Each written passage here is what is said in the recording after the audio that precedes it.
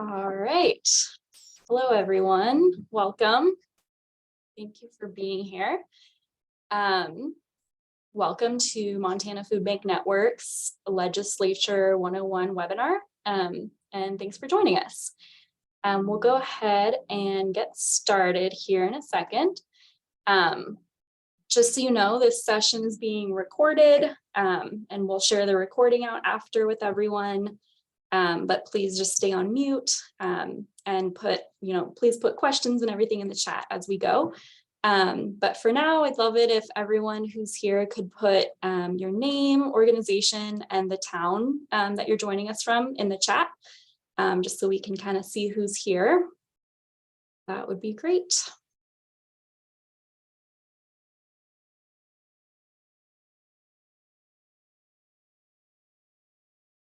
Thank you. Awesome. Welcome, welcome. Watson, Missoula, Butte, Dillon, Bozeman, Kalispell. Awesome. Thanks, everyone. All right, well, I'm Ren Graney. I'm the advocacy manager at the Montana Food Bank Network, and we're based in Missoula. And then I'll let Lorianne and Alicia introduce themselves as well. Hi, I'm Lorianne Burhop. I'm the Chief Policy Officer here at Montana Food Bank Network. Great to see you all. Hi, I'm Alicia Buchholz, Empowerment Manager for About Another Day. I'm here to monitor chat and keep track of questions. Awesome. Thanks, guys. All right, so just a quick overview of what we're going to be covering today. We obviously are here to talk about the Montana Legislature, and I know everyone kind of comes with different levels of experience and knowledge about that. So we're just going to try to do our best to hit some key points that we think are important. So we'll do an overview of what the Montana State Legislature looks like, kind of how it's structured and all of that. We'll go through the process of how a bill becomes a law in our state legislature. And then we're going to talk about what advocacy is, why it's important, how you can do it. Same thing with lobbying, how you might be able to engage in lobbying if that's something you want to do. And then finally, we'll touch on some highlights for the 2023 legislature, some things that are going on that you might want to be aware of. All right.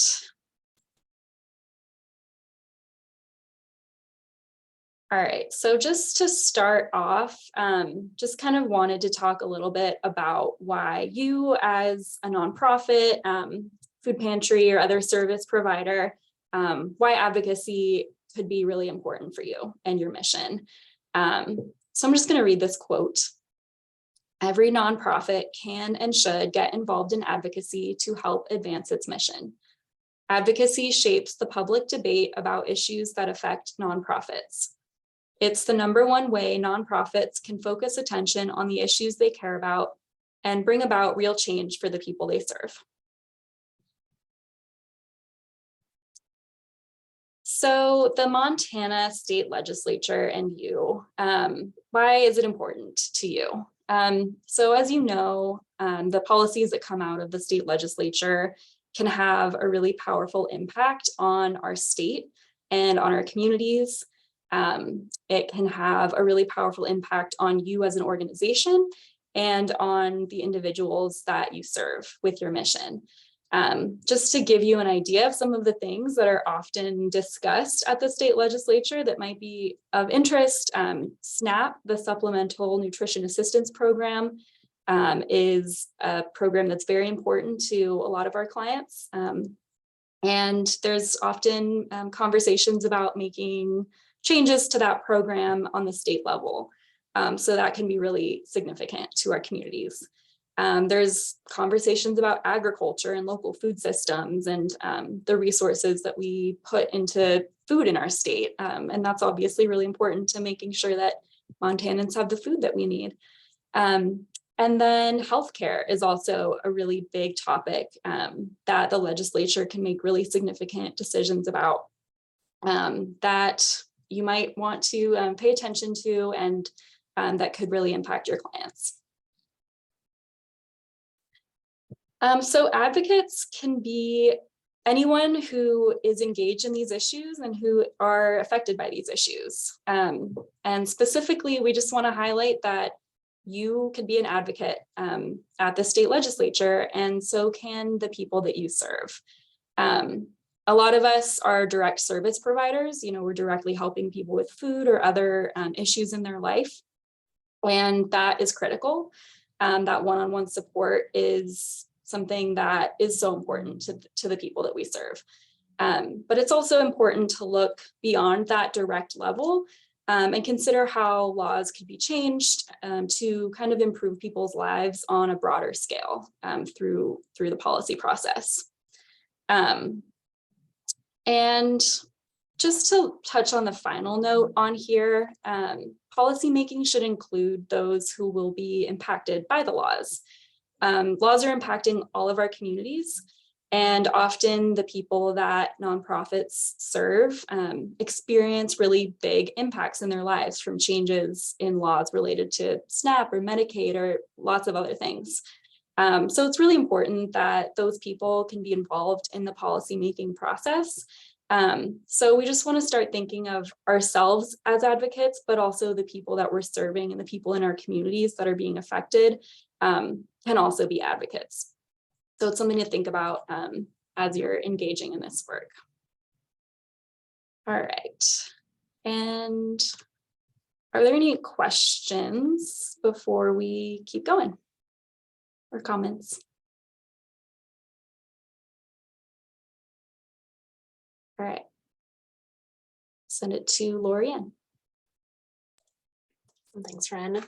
So the Montana State Legislature, each state's legislator looks a little bit different. So for anyone who's newer to Montana or just in need of a refresher on the structure of our state government, Montana's legislature has two chambers, the House and the Senate. Montana's House has 100 members, which represent Montana's 100 House districts. House members are elected to 2-year terms.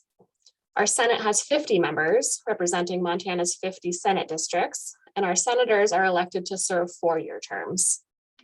Unlike at the federal level, in Montana, we do have term limits for our state legislators. Members may serve no more than 8 years in a 16-year period. So this means that at the end of 8 years, a legislator terms out from either the House or the Senate. However, they do have the opportunity to then consider running for the other chamber, which a number of legislators have done, serving in the House and then moving over to the Senate or vice versa. Every constituent or every individual in Montana has 1 House representative and 1 senator that represents their district. Our district boundaries, so the areas that each legislator represents, are redrawn every 10 years with the intention of trying to make sure that each of those districts have roughly equal population sizes. So geographically, the sizes of legislative districts vary drastically, whether that's a small portion of a more urban area like Billings or Missoula to including sometimes large portions of 3 or more counties in the more eastern areas of the state. But each of those districts, regardless of their geographic size, has relatively equal populations, so that each legislator is representing a similar number of constituents. Montana's legislative districts will have updated district boundaries beginning in 2024 based on the 2020 census.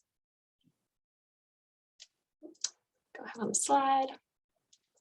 So our legislative session takes place every 2 years. Sessions occur in odd numbered years. So here we are in 2023 with a legislative session, and they last for 90 working days. So typically they begin on the first Monday in January and go through the end of April or maybe into early May, depending on exactly how the calendar lines out. And while much of the work happens during the session, a lot is happening between sessions as well. So the period in between sessions is known as the interim, which is when numerous interim committees continue work in different areas.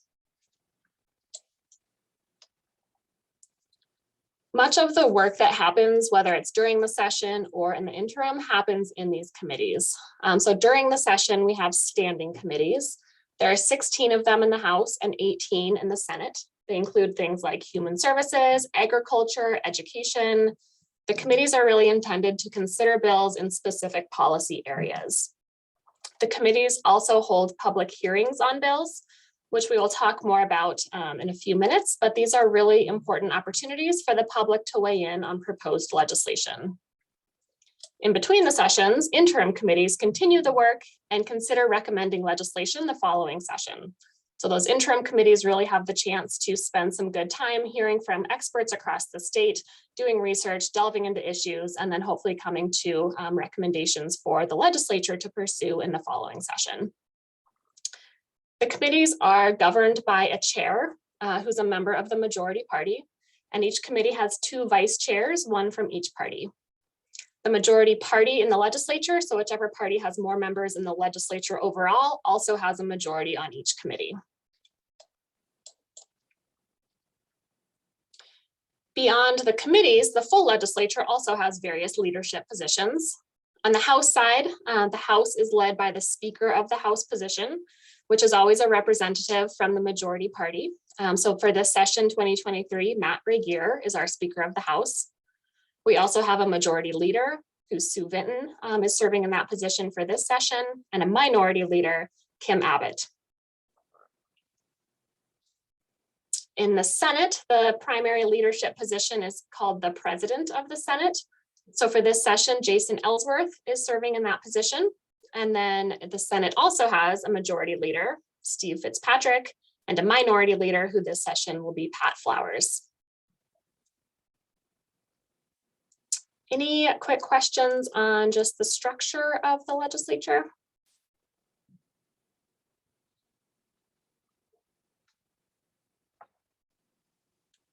Okay, sounds good. Carry on, Ren. All right, thanks, Lorianne. So just wanted to go over how a bill makes its way through this whole structure and ends up becoming a law. So this is kind of a visual to show the flow. So all the way at the top where a bill becomes introduced, and then it goes through this whole process all the way down to the bottom. And on the bottom right, you can see that's where it can be signed into law. So just to point out some things about this process, there's 2 sides on this chart. You can see there's the House on the left and the Senate on the right. A bill can be introduced in either the House by a House representative or in the Senate by a senator. And then it has to go through a process of getting passed out of that chamber. So if you look on the left side, it has to be introduced and then go through committee and then go through 2nd and 3rd hearing. And then once it makes it all the way through that chamber, it goes to the other chamber and goes through that same process in the 2nd chamber. So once it makes through both the House and the Senate, then it is finalized and heads to the governor's desk, where it can be, the process can kind of be finished. So we are just going to zoom in for a second on the committee step. So if you look in the top left corner, after a bill would be introduced in, we'll just do the House for the example, then it would go into a House committee. So just to look at what that committee process looks like. So in the committee, a bill has a hearing. And in that hearing, legislators talk about the bill, they learn important information about it, they ask questions about it, they discuss it. And very importantly, in that hearing, there's an opportunity for public testimony. So that means that any member of the public can come in and speak about the bill, their opinion on it, any information they know about it, and they can ask legislators to support or oppose the bill as part of your testimony. So that's a really important step for advocates to have that opportunity to give public testimony, and we'll talk about that more later. So after the bill has its hearing, the next step is for the committee to take executive action on the bill. And executive action means they're going to vote to either move the bill forward or to basically kill it in committee and end its process. Often executive action happens on a different day from the hearing. So there's a little bit of time between the bill's hearing and when they're going to actually vote on it in committee. So that time period can also be a good time to contact legislators that might be on the committee. If you want to urge them to vote one way or another on the bill, talking to them before they take executive action can be a good opportunity. So once they do take executive action, like I said, they'll vote on it. So they'll either pass it and they'll move it out of committee and on in the process. Or if it doesn't pass, it will fail and it dies in that committee and does not move any farther. Or the committee can table it if they want and kind of set it aside, and they can come back to it later if they want to.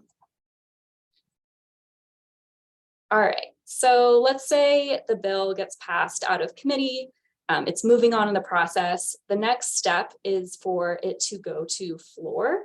And floor is where everyone in the chamber is. So not just the members of that specific committee. So if it's in the House, then it's all of the House representatives can be on the floor considering a bill. So just to point out some important points on the floor. So second reading, it's that first box I have up there. Second reading is when the bill comes out of committee, goes to the floor, and legislators can debate on it, discuss it. They can offer different amendments and make changes and vote on making those changes. And then finally, they will vote on the bill to whether to move it forward or not. So if it passes that second reading, then it goes to third reading on the floor. Same thing where it's all members of that chamber and they can pass it out of third reading. And then if it passes that third reading on the floor, it goes to transmittal, which means it will go out of this chamber and into the other chamber. So if the House just passed it, that means the bill is then going to go to the Senate and have the process in the Senate. Or if it's the Senate, it'll go over to the House. All right, so once the bill goes through both House and Senate and any changes, any differences in the two versions have been kind of reconciled, then it heads on down to the governor's desk. And this is kind of the final big step. So if a bill comes to the governor's desk, they have a few options. One, they can go ahead and sign it into law, and that bill is now going to become law. Or if the governor doesn't do anything on the bill, it will actually automatically become law after 10 days of sitting on the desk. Or the governor could recommend some amendments and send it back to the legislature to say, work on this again. I would like you to consider making some amendments before I sign this into law. Or the governor can veto the bill, which would end the bill's journey and not have it go into law. The legislature can override a veto if they get enough votes. So that's something that can happen rarely. All right, are there any questions before we move on about just that kind of process?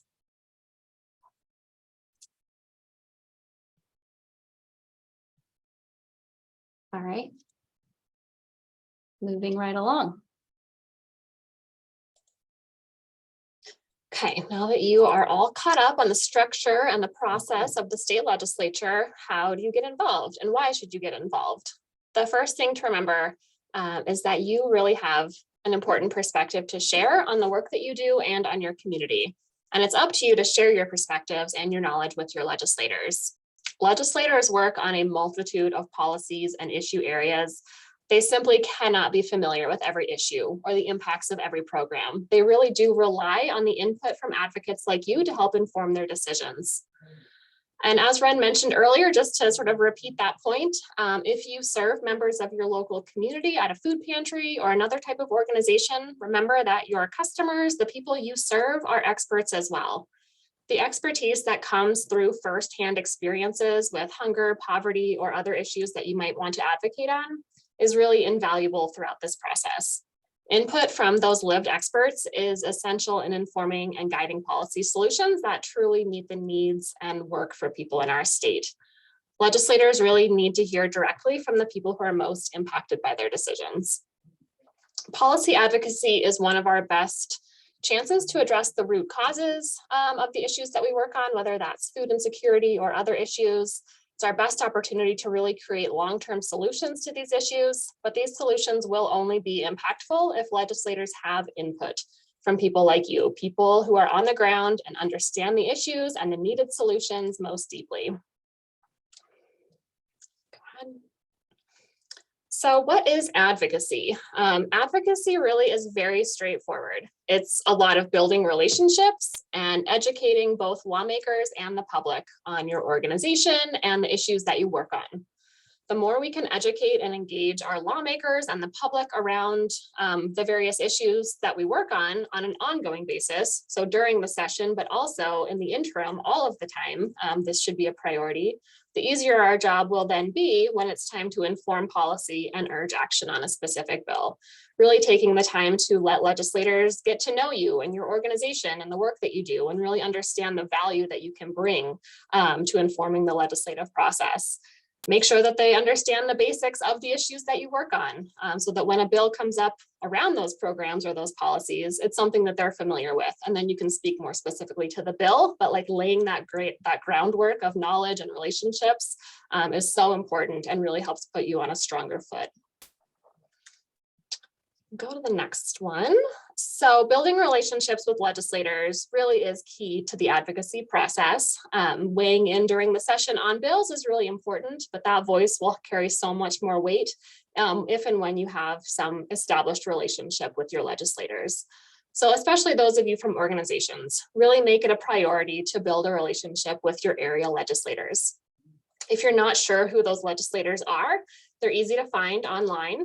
You can visit the legislative website, leg.mt.gov, where you'll find all kinds of information on the session, including a list of legislators. You can click on Look Up Legislators, and then there'll be an option to enter your address.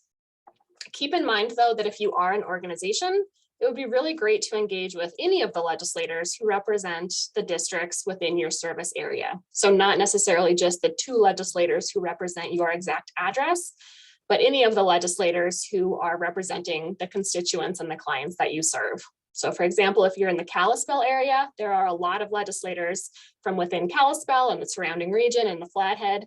So consider reaching out to legislators from a wider area than just the 2 that represent your exact address, because all of those legislators are representing the clients and the constituents that you serve as well. So you can click through, there's an interactive map when you do go to this link to look for your legislator. It'll tell you your exact 2 legislators on the link, but you can always zoom out on that map a little bit and kind of click on the surrounding areas to find other legislators in your area.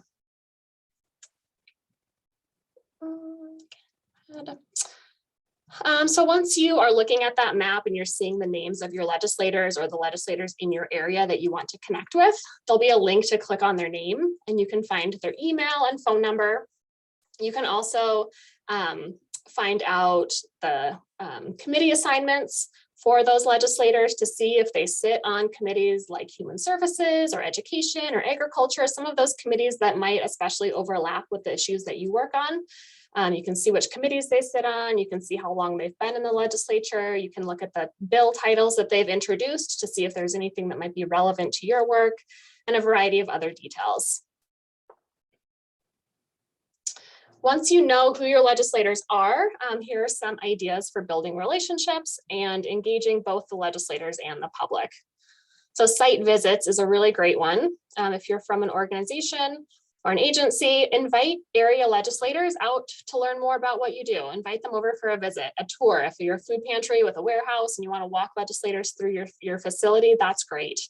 Let them come see firsthand who you are, what you're doing, and the work that you provide in your community. You can also invite legislators to volunteer at your organization, invite them to your events. Just try to bring them into your network a little bit more strongly. You can collect stories or input from your customers to share with legislators. This could be quotes or feedback on the importance of various programs or input from your customers on the issues that they want legislators to address, just helping facilitate those connections between the folks that you serve and our legislators in the legislature. You could host a community meeting. It's a really great way to bring together a variety of voices on various issues, inviting different partnering organizations from your community, inviting some of the folks that you serve who want to connect directly with lawmakers, just bringing a few different voices to the table at once to meet with your lawmaker and talk about the issues that you're seeing in your community. You can educate both the public and our lawmakers by sharing your voice in the media. You can write op-eds or letters to the editor. The great thing about a lot of our Montana newspapers is that they're small enough that they really do like and want content from community members. So if you are interested in putting together an op-ed, which is basically just a longer opinion piece about what you're doing, what important issue you want to raise with the public, or a letter to the editor, which tends to be a little bit of a shorter, quick message that you want to get through.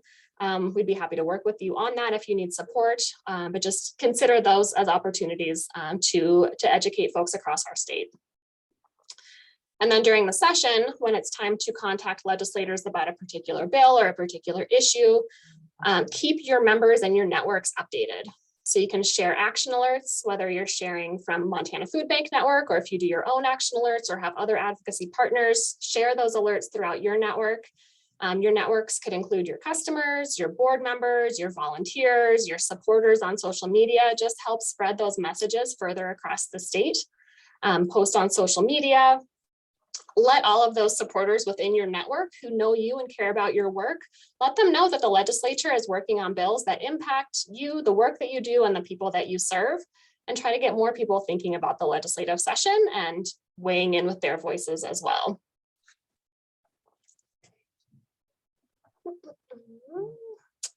Let's see, questions at this point? So Kat has a question that I think Ren is going to cover here shortly. Happy to answer any other questions that might have popped up.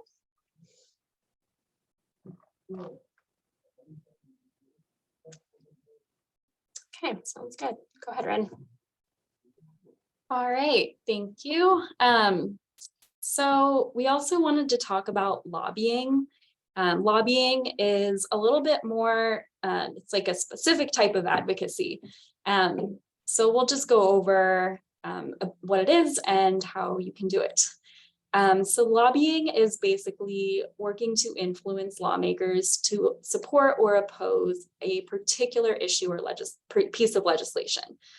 So this is when you would be specifically asking them to vote yes on a bill or vote no on a bill. Rather than just general information about an issue, you're really saying, please vote this specific way, or please do this specific thing. Nonprofits do have some restrictions around lobbying, which we'll get to in a minute. But we do want to go over just what it is and how you can do it also. So there's a couple different types of lobbying and different ways to think about it. So first, if we think about direct lobbying, that's where you would be communicating directly with legislators about a specific piece of legislation. So this would be those phone calls or emails that Lorianne talked about, where you're really saying, hi, this is my name, this is what I do, and I am asking you to vote a specific way, or to move this piece of legislation forward. So that's kind of that direct ask. You can also make that ask and urge those things in a meeting. If you have a meeting with a legislator, you could be talking to them about a specific piece of legislation, and that can be a place to lobby. And then testifying at a hearing, which we mentioned earlier, that also is considered lobbying, because you're going to the hearing and you're saying, I support this bill, I would ask you to support this bill, or you're saying, I don't support this bill, please vote no. So that would be the direct lobbying. And then on the right side, if we want to think about grassroots lobbying, that's where you are trying to influence legislation by influencing the opinion of the general public, and kind of trying to mobilize people to take action in support of some legislation or against legislation.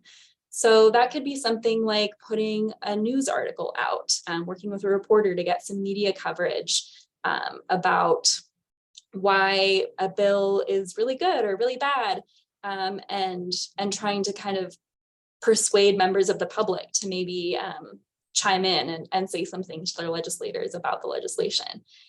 This could also be something on social media where you're posting as your organization and saying, you know, we don't support this, and we think you should also oppose it, and kind of urging people to contact their legislators and to learn about the bill. And specifically, we can think about this in terms of a call to action, where you're really making that call to the public to support or oppose legislation, and take action one way or another.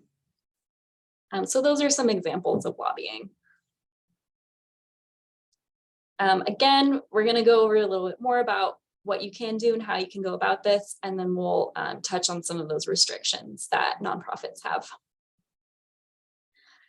So again, nonprofits can lobby. And if you feel that you support a bill or you oppose a bill, you should say something. It could be a bill that you heard of through the media or through an organization that you follow, or if you're following the legislative website, maybe you saw it on there. But if you become aware of a bill that you have an opinion about, you can speak up and you can do some lobbying around that. So these are some key points for when it's good to chime in and voice those opinions and try to persuade a legislator one way or another. So if we think back to that committee hearing that we talked about, talking to them before that hearing, and letting them know you know this is your organization, and going into the hearing, you just want them to know that this bill has your support. That's really important information for a legislator to have going into that conversation where they're considering the bill. And then secondly, during the hearing, again, testifying can be so important when you're actually there on record, and just giving a brief summary of why you think this bill is a good idea or a bad idea, and urging the legislators to vote one way or another. Another point to chime in would be before the floor vote. If you have legislators that you think they might vote one way or another, and you think they might listen to your opinion, you should contact them and let them know, hey, this bill is coming up, and you know, my organization feels really strongly about it, and here's why. So those are some examples of when you can do this. So going back to the testimony aspect, testimony at a committee hearing is extremely important. It's just it's when the legislators are focused on this bill, it's the time that is set aside for them to hear about it. And it's really your opportunity to come in and talk about it. Verbally is best. So if you can actually come there in person and speak, or if you can do the virtual option to speak and give your opinion, that's great. You can submit testimony in writing the day before the hearing, and they'll receive that in writing. But really, it's super powerful for them to see that you're a person, you have a face, you have a voice, and that you feel strongly about this. So super important.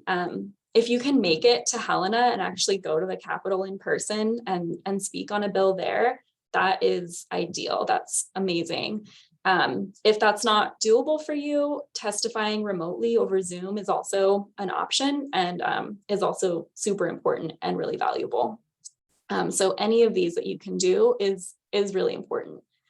When you're preparing testimony, it's important to just make sure you understand the bill, do a little bit of research, talk to any organizations that might be working on supporting the bill or opposing it, see if they have any information that's out there about the bill. But once you feel like you know what you think about the bill, and what your organization's perspective is, you can write out your testimony so that when it comes time, you can just go ahead and read it, so that you're not coming up with what you're saying in the moment. You just want to have it written out so you're ready to go. And it can be anywhere from about like 30 seconds to around 2 minutes, just pretty brief, but just get in what you want to say. So when you're giving testimony, make sure that you include your name, let them know if you're representing an organization and where you live, particularly if you live in the district of a legislator that's on that committee, then they might be really inclined to listen to you. So you can look up the committee members before and check if any of your members are actually on that committee, because that might be really powerful for them to hear, wow, this person in my district feels really strongly about this. I should probably pay attention. And make sure you specifically say the bill that you're there to talk about and whether you support or oppose it. You have to take a position if you're giving testimony, either support or oppose, and then talk about why briefly. So if you have a personal story related to the topic, that's great to share. If it's something that you feel prepared to share and like you want to share. For example, if it's a topic on Medicaid, and if Medicaid has been really important in your life or in your family's life for keeping you healthy, that's great to talk about and really share that personal experience with the topic. Or it can be your professional opinion. If you're a service provider and you work with people every day that are experiencing food insecurity, if there is a bill about SNAP going on, and you're going to give testimony to talk about how important SNAP is, you can talk about what you're seeing in your clients and the challenges that they're experiencing in affording food. Things like that from your professional opinion are really important. Again, you are the expert as a service provider. A lot of these issues that you might feel strongly about, you are probably a lot more familiar with the issue than some of these legislators are. So it's really important that, that you can share that perspective. And this also goes back to thinking about your clients and your customers as advocates as well. And that's something to think about. People might have personal stories that they want to share in testimony about some of these programs that might be really important to them. So that's something to think about and can be really powerful in affecting how legislators decide to vote.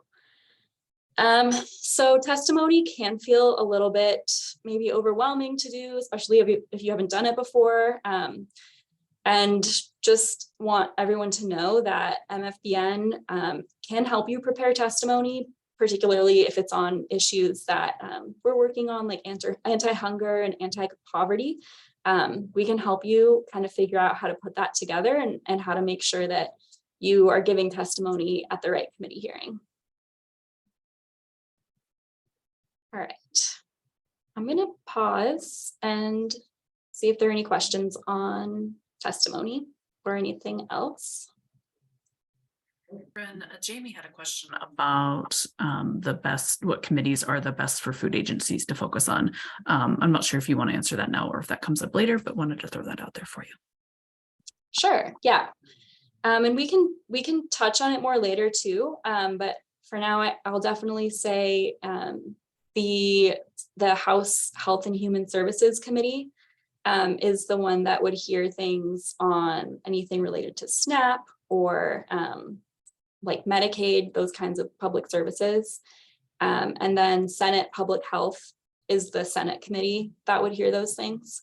So that's where I would start if you're interested in those kind of public assistance programs topics, would be House Human Services and Senate Public Health. At the end, we will go over a few topics that we're seeing come up in this session, and we can talk about where those topics are at for anti-hunger as well.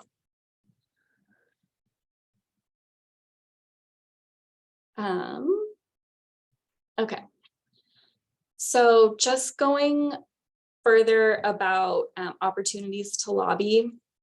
If giving testimony just doesn't work for you, calls and emails to your legislators can also be really important and really valuable. And Lorianne talked about how to go about this.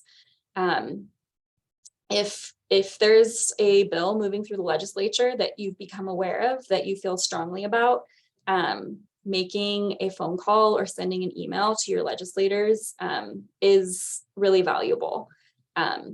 So just a few tips on if you're going to be doing that, try to be brief and to the point. So, make sure you know which bill you're referring to. Introduce yourself, let them know if you're a member of their district, and let them know why you feel strongly about this bill and how you think they should vote, if they should support it or if they should not support it. That can be a really brief voicemail. It can be a quick email, things like that. This phone number that's on here is like the Capitol switchboard. So you can call that and leave messages for a handful of legislators, kind of takes you through. Or you can find your legislator's email on their page on the legislative website and send them an email. And if you make that email personal, and it doesn't have to be long, but you can just tell them who you are, what your organization is, and what you're seeing in your community, and what you think about the bill. That's really valuable for them, and they're probably going to read it, and it's probably going to stick in their brain a little bit. So that's always good. At MFBN, we send out action alerts for the bills that we're following. So if you don't really have like the time to search and find the bills that are important to you, we are doing our best to do that. So we send updates about anti-hunger related bills or anti-poverty related bills. And we send updates about that and kind of tips on when to contact your legislators and when to call them, when to email them, things like that. So we'll make sure that you get that link if that's something that you're interested in following. Okay. So talking about lobbying, again, nonprofits do have certain restrictions around lobbying. You can absolutely lobby as a nonprofit as long as you just stay within these parameters. There are dollar amounts that you have to stay under spending money on for lobbying if you're a nonprofit. And I'll show those in a second. But as long as you're not spending like a ton of your organization's funds on lobbying, you're probably okay. And then do not use state or federal funding for lobbying. So if you get any government grants for your services, for your organization, just make sure that you're not using any of that government funding for like staff time or travel or anything like that related to your lobbying activities. It has to be non-governmental money that you're using for lobbying. And then a third one is that government employees can lobby as private citizens outside of work hours. But if you work for the government, you cannot do lobbying during your work hours. So you can't be using your government funded time to do lobbying. That doesn't mean that you can't spend time outside of your job to do some lobbying, to come testify or anything like that. But you just have to make sure that it's representing yourself as a private citizen, not representing your government job. Yeah. But that's not to say that if you're a government employee, you can still do other types of advocacy. You can still do education around issues and talk in the community, talk to legislators about how important some of these programs are. But you just can't cross that line of trying to influence them on some specific legislation.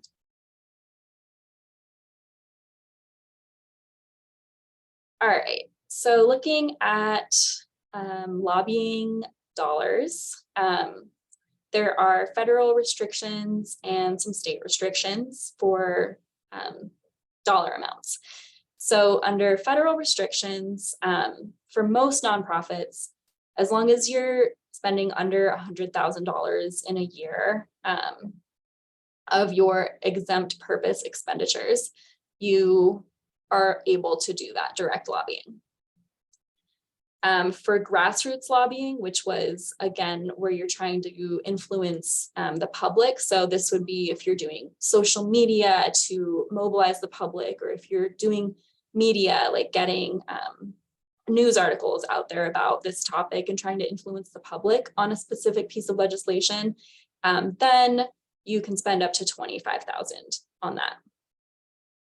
And again, if you have questions about this, please do your research, but these are the general restrictions. And then on the state side, anyone who is making more than $2,650 a year for direct lobbying has to register as a lobbyist with the state. So if you're, doing some direct lobbying, but you're not getting paid more than that for those lobbying efforts, you don't have to register. But if you do think you might be making over that amount for your lobbying activities, it's a good idea to register with the state, and it's actually required.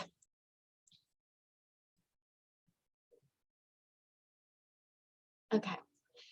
And then going a little bit further, nonprofits can do lobbying for all these issues that we care so deeply about. But you'll see on this top block here, you cannot get involved in a political campaign for a specific candidate or make candidate endorsements if you're a nonpartisan nonprofit. So just be aware of that. Same on the left, you cannot engage in partisan activity. So, you might support an issue that one party or the other is kind of associated with supporting in kind of the public mind, but you cannot specifically align yourself with a specific political party. You cannot use government funds on lobbying efforts, which we talked about previously.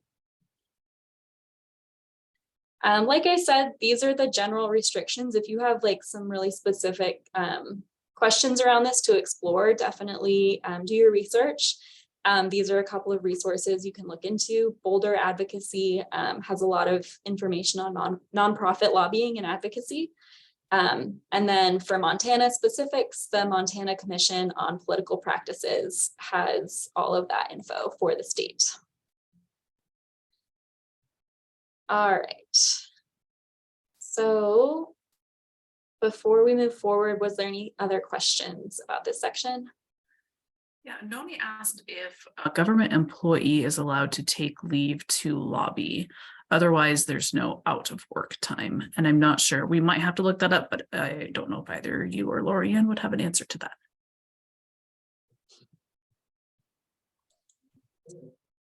That's a good question, Noni. And I guess I'm actually not positive, since you'd be on PTO that is paid time through your job, but you're not at work. I think you can, but I've never considered that exact question. So things that you're trying to do during the work day, I can understand are difficult in terms of what you're thinking about here, like trying to get to Helena to go to a hearing or testify. Do keep in mind that calls and emails can easily happen in the evening or the weekends, so you wouldn't necessarily need to take leave for all activities. You can call that Capitol switchboard at any time and leave messages for lawmakers, send emails, of course. But as far as taking leave and then doing something during the day, I think you can, but I don't feel 100% confident in that. If anyone else knows and wants to chime in, feel free.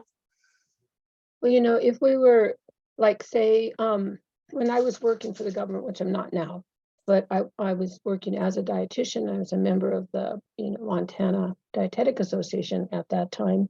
And there would be one day where we would go down and for the day and have some activity at the Capitol, shake hands and discuss the issues pertaining to dietetics. But that will never happen in the evening. And so, if I didn't actually go and do that, but if I was going to participate, and I really thought hard about it, I would have had to take leave to be gone from my workplace. Yeah. But I wouldn't be going there representing wouldn't be representing myself as an Indian Health Service nutritionist, dietitian. I would be as a Montana resident, Mhm. for nutrition issues. But it gets a little funny in there. So it's probably easier just to not do anything, because when you work with the government, you have to do these forms for any activities you do that are out of your usual work or something, and Mm. you never get them back. Legislature would be over by the time you got them back from the next level. So Yeah. Yeah, interesting. Thanks for adding that, Noni. Yeah, very good question. All right, that was a lot about the details of lobbying. We wanted to go over a little bit of what we're seeing this year so far in the current legislative session. These are, bills that MFBN is tracking as the statewide food bank that we're interested in. You might have different ones, but this is something to just get on your radar to kind of see what we're paying attention to. So it's nice actually on the left, opportunities, there's actually a decent list there. So that's nice to see. So at the top of that list, we have an opportunity for a farm to food bank bill. This is something that Montana Food Bank Network is supporting. The bill has not yet been officially introduced into the legislature, but it will. It'll be going through the House. And that's just an opportunity that we see to get some state support for food banks and food pantries to better afford some of the local food that's grown here in Montana. So that's a really exciting one that we will be tracking and sending updates about.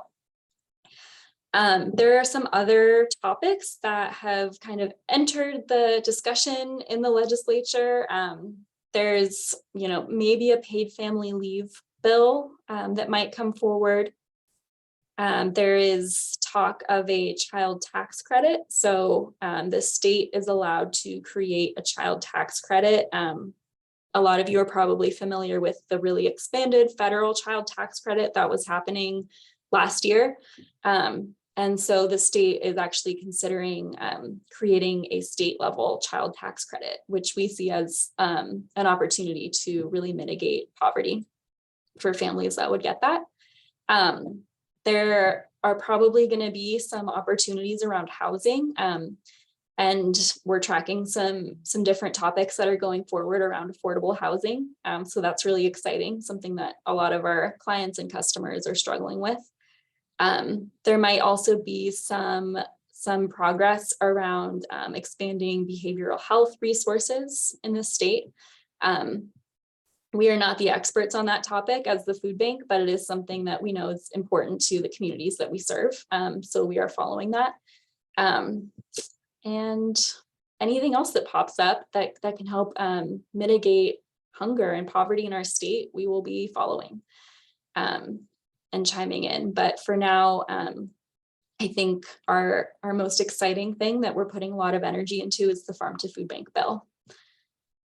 All right, that was the positives. And then over on the right side, some threats that we're seeing to the anti-hunger and anti-poverty work that we do. There could be some efforts to put forward some restrictions around SNAP. Nothing specific has moved forward yet, but we're kind of monitoring, and if we see anything develop around that, we will definitely be following it and providing updates, and we would oppose any restrictions around SNAP. Same with Medicaid. There's a lot of conversation about Medicaid in the legislature this year. It's a big topic. A lot of Montanans rely on Medicaid. And so any restrictions to that program are something that we would probably be opposing as our organization. And then unfair revenue cuts. There's a lot of conversation about tax in the legislature. a lot of efforts to kind of change structures of how taxes are collected and the amounts that different income levels need to pay.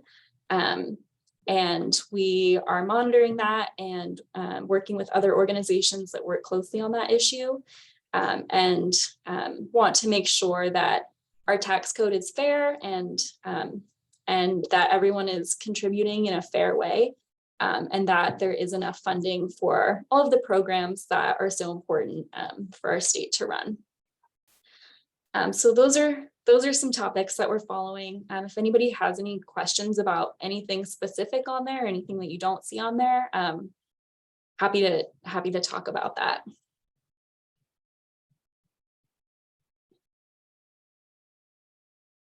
We do have one question from Andrea, but I want to make sure that we do get to Kat's question first about how to find where you can testify. Yeah, let's go here.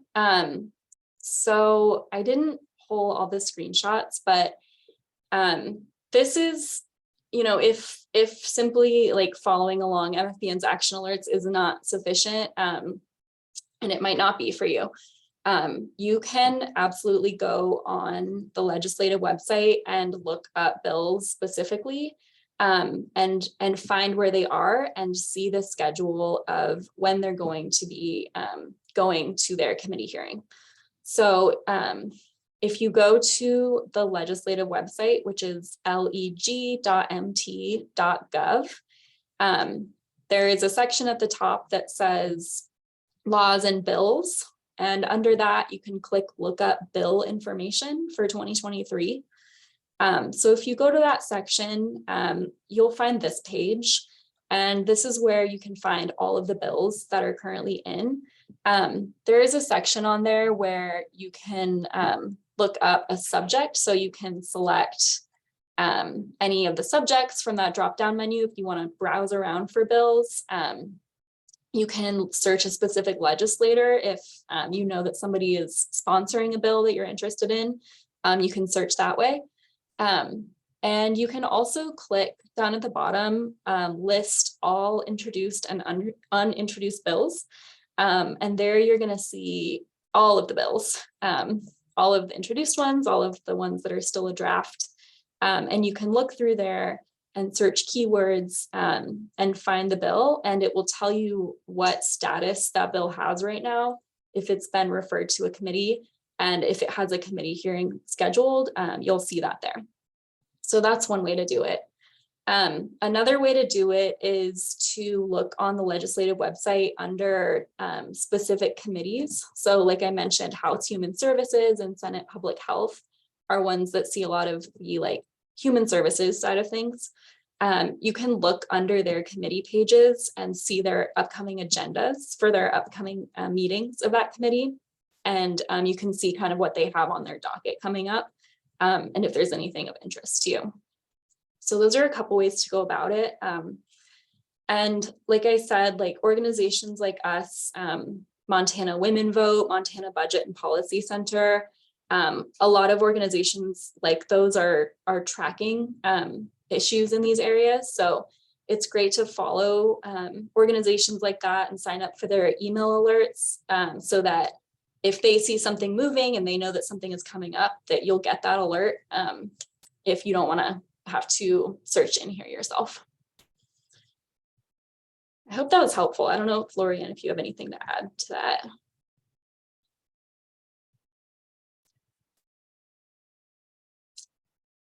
Okay, then Andrea's question was, to anyone's knowledge, has there ever been discussion regarding Montana participating in the restaurant meals program? Andrea, I'm guessing you're referring to SNAP and the option for SNAP. Some states allow senior and disabled households to access meals through restaurants. Yeah.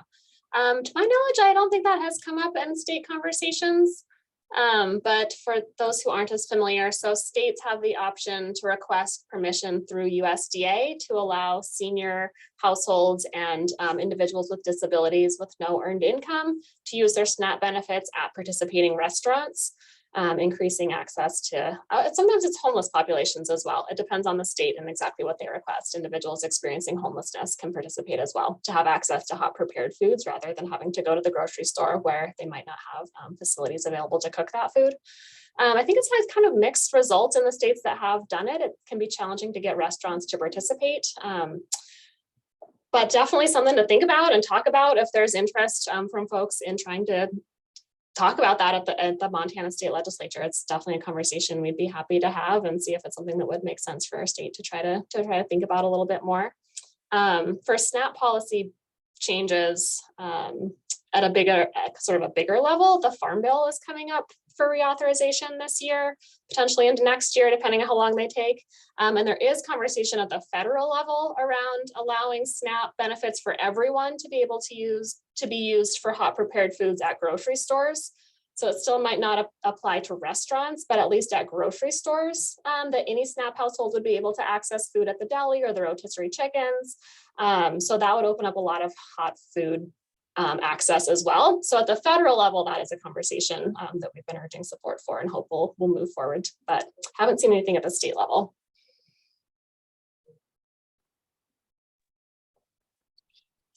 All right. Thank you for the great questions. I know we're at time, so I'm gonna put it on this contact screen. Lorianne and I are both completely open for anybody to contact us about any of this that we covered.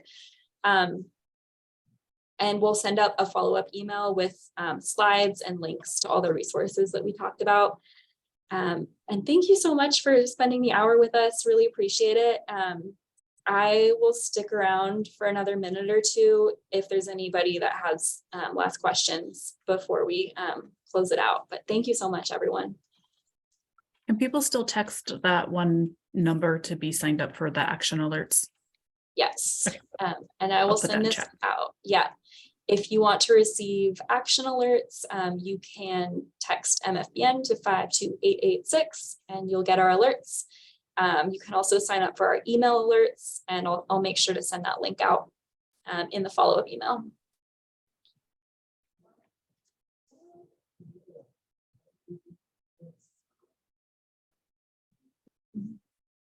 Thank you so much, everyone.